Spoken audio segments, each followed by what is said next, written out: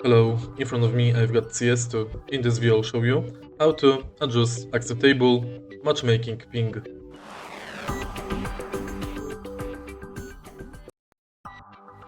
In the beginning, let's go to game settings. In game, find max acceptable matchmaking ping.